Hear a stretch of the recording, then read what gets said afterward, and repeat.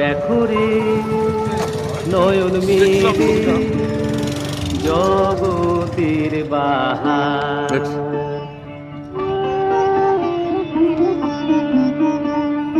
জগতের বাহার, জগতের বাহার, জগতের বাহার।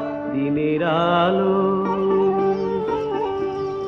দিনের আলো, দিনের আলো কাটে অন্ধকার, দিনের আলো কাটে অন্ধকার।